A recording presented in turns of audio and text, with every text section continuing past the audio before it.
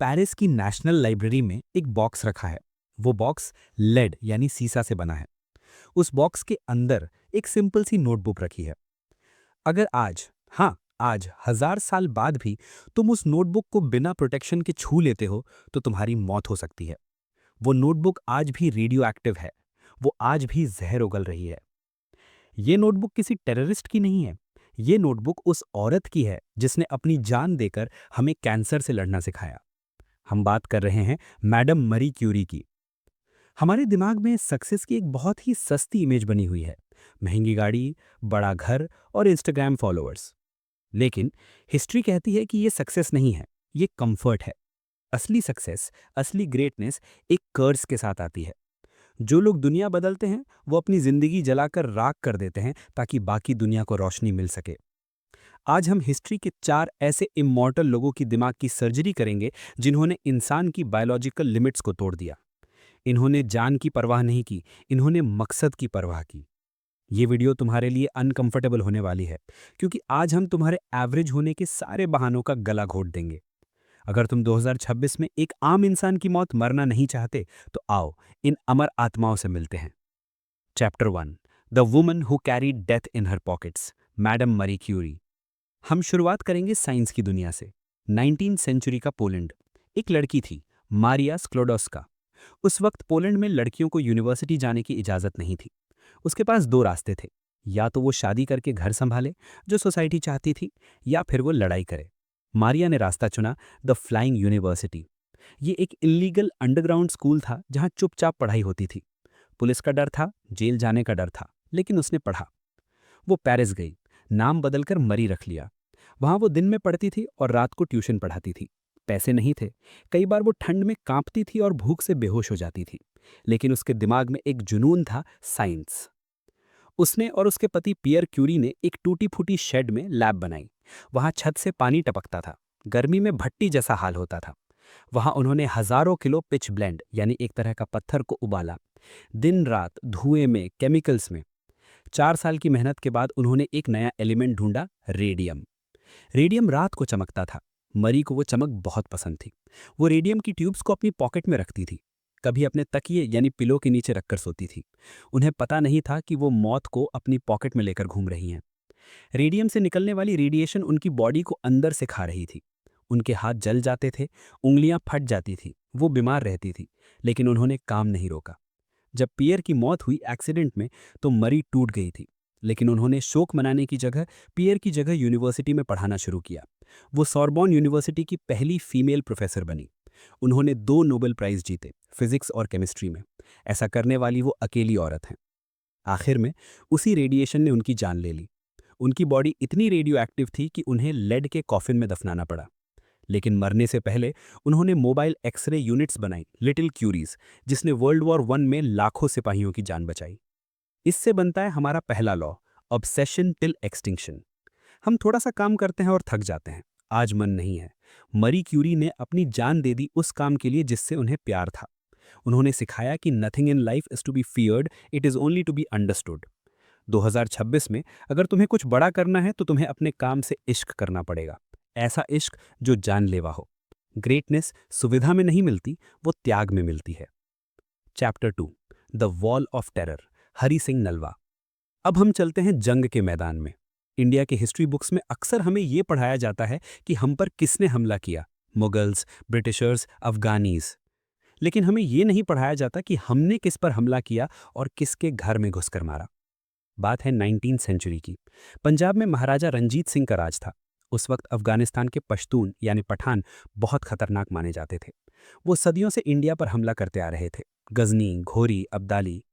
कोई भी इंडियन राजा खाइबर पास पार करके उन्हें हरा नहीं पाया था। लोग कहते थे कि अफगानों को हराना नामुमकिन है। तब महाराजा रंजीत सिंह ने अपने सबसे खतरनाक जनरल को भेजा। एक ऐसे आदमी का जिसका नाम सुनकर अफगानी औरतें अपने बच्चों को डराती थी। नाम था हरि सिंह नलवा। हरि सिंह नलवा ने कहा, हम डिफेंड नहीं करेंगे, हम अटैक करेंगे। उन्होंने खाइबर पास पार किया। उन्होंने अफगानियों को उन्हीं के घर में, उन्हीं के पहाड़ों पर बुरी तरह हराया। जमरूद का किला बनाया, अफगानिस्तान के मुंह पर एक थप्पड़ की तरह। एक किस्सा है कि जब हरि सिंह नलवा बीमार थे और मरने वाले थे, तो दुश्मन की फौज ने किले को घेर लिया था। दुश्मन को लगा हरि सिंह मर गया है, अब हम जीत जाएंगे। मरने से पहले हरि सिंह ने अपने सिपाहियों से कहा कि मेरी मौत की खबर बाहर मत जाने देना। मेरी लाश को वर्दी यानी यूनिफॉर्म पहनाकर दीवार पर खड़ा कर देना ताकि दुश्मन को लगे मैं जिंदा हूं। और यही किया गया। हरि सिंह नलवा की लाश को वर्दी यानी यूनिफॉर्म पहनाकर दीवार पर खड़ा किया गया। दुश्मन की फौज सिर्फ उनकी लाश को देखकर डर गई। उन्हें लगा नलवा अभी जिंदा है और वो हमला करने की हिम्मत नहीं जुटा पाए। वो जनरल मरने के बाद भी अपने देश की रक्षा कर रहा था। आज भी अफगानिस्तान में एक कहावत है, चुप शाह हरि सिंह राग ले, यानी चुप हो जाओ, हरि सिंह आ रहा है। इससे बनता है हमारा दूसरा law, dominance of the spirit. हम रिसोर्सेस का रोना रोते हैं, दुश्मन बड़ा है। हरि सिंह नलवा ने सिखाया कि डर का इलाज हमला है। The cure for fear is attack. उन्होंने सदियों की विक्टिम मेंटालिटी को तोड़ दिया। 2026 में अगर तुम्हारा कंपटीशन बड़ा है, प्रॉब्लम्स बड़ी हैं, तो डिफेंस मोड में मत जाओ, अटैक मोड में आओ।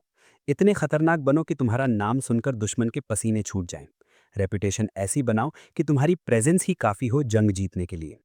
तीसरा लॉ, इंटेलेक्ट और आइडियोलॉजी के बारे में है। हम भगत सिंह को जानते हैं एक क्रांतिकारी के रूप में जिसने बॉम्ब फेंका और फांसी पर चढ़ गया। लेकिन ये उनकी अधूरी तस्वीर है। भगत सिंह सिर्फ एक इमोशनल पीट्रियट नहीं थे, वो एक इंटेलेक्चुअल जायंट थे। 23 साल, सिर्फ 23 साल की उम्र में उन्हें फांसी हुई। लेकिन उस छोटी सी उम्र में उन्होंने 500 से ज़्यादा किताबें पढ़ ली थी। History, economics, politics, socialism. उनका ज्ञान किसी प्रोफेसर से कम नहीं था। जेल में उन्होंने फांसी का इंतज़ार रोते हुए नहीं किया। उन्होंने जेल में पढ़ाई की। उन्होंने जेल डायरी लिखी।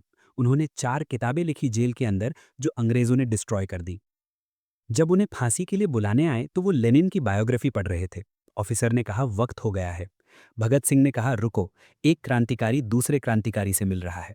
Wait, one revolutionary is meeting another revolutionary. उन्होंने किताब का पन्ना मोड़ा, खड़े हुए और मुस्कुराते हुए फांसी के फंदे की तरफ गए। उन्होंने असेंबली में बॉम्ब किसी को मारने के लिए नहीं फेंका था। उन्होंने बॉम्ब खाली जगह पर फेंका था। उनका मकसद था to make the deaf hear, बहरों को सुनाना। वो चाहते तो भाग सकते थे, लेकिन उन्होंने सरेंडर किया। क्यों? क्योंकि वो जानते थे कि जिंदा भगत सिंह से ज्यादा खतरनाक मरा हुआ भगत सिंह होगा।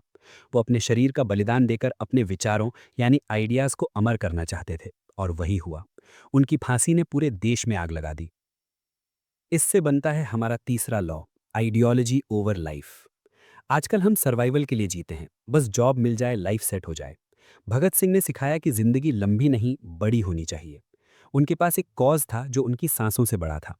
अगर तुम्हारे पास कोई ऐसा मकसद नहीं है जिसके लिए तुम मर सकते हो, तो तुम्हारा जीना बेकार है। 2026 में सिर्फ कंज्यूमर मत बनो, थिंकर बनो, रीडर बनो। अपनी बॉडी बनाने के साथ साथ अपना दिमाग बनाओ, क्योंकि गोली इंसान को मार सकती है, विचार को नहीं। चौथा और आखिरी लॉ, ये है इंट्यूशन और डिवाइन कनेक्शन के बारे में। हम लॉजिक, डेटा और प्रूफ पर भरोसा करते हैं, लेकिन हिस्ट्री का सबसे बड़ा गणितज्ञ यानी मैथमेटिशियन लॉजिक से नहीं, जादू से चलता था।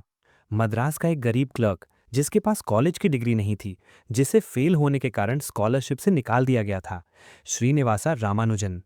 वो स्लेट पर ऐसे फॉर्मूलाज लिखते थे जो दुनिया के बड़े बड़े साइंटिस्ट्स की समझ से बाहर थे। जब कैम्ब्रिज यूनिवर्सिटी के प्रोफेसर जीएच हार्डी ने उन्हें बुलाया तो हार्डी हैरान रह गए। रामानुजन बिना किसी प्रूफ के सीधा आंसर लिख देते थे। हार्डी ने पूछा, तुम्हें ये फॉर्मूलाज मिलते कहाँ से हैं? तुम इन्हें डिराइव कैसे करते हो? रामानुजन ने जवाब दिया, जब मैं सोता हूं तो देवी नामगिरी मेरी जीभ पर फॉर्मूलाज लिख जाती हैं। मेरे लिए उस इक्वेशन का कोई मतलब नहीं जिसमें भगवान का विचार ना हो। सोचो, ब्लैक होल्स की theory, mock theta functions, Ramanujan ने 1920 में लिख दी थी, जब ब्लैक होल का कॉन्सेप्ट भी किसी को पता नहीं था। साइंस आज 100 साल बाद समझ पा रही है कि रामानुजन ने क्या लिखा था। वो मरने वाले थे, टीबी से थे, बिस्तर पर थे, दर्द में थे, फिर भी वो मैथ्स कर रहे थे। उन्होंने आखिरी वक्त में अपनी लॉस्ट नोटबुक लिखी, जो आज फिजिक्स और स्ट्रिंग थ्योरी का बेस है। 32 साल की उम्र में वो चले गए, लेकिन वो दुनिया को 1000 साल आगे का ज्ञान दे गए। इससे बनता है हमारा चौथा लॉ, ट्रस्ट द अननोन। हम अपनी लाइफ में हर चीज़ का लॉजिक ढूंढते हैं। इसका प्रूफ क्या है? रामानुजन ने सिखाया कि हमारा दिमाग, कॉन्शियस माइंड लिमिटेड है, लेकिन हमारा अवचेतन मन यानी सबकॉन्शियस या इंट्यूशन इनफाइनाइट है। अगर तुम्हारे अंदर से कोई आवाज़ आ रही है, कोई गट फीलिंग है, तो उसे इग्नोर मत करो। शायद वो यूनिवर्स तुम्हें कोई सिग्नल दे रहा है। जीनियस वो नहीं जो किताबें रट्टा मारे। जीनियस वो है जो सोर्स से कनेक्ट हो जाए, जहां से सारा ज्ञान आता है। 2026 में अपनी इंट्यूशन की सुनो, वो तुम्हें वहां ले जाएगा जहां लॉजिक कभी नहीं पहुंच सकता।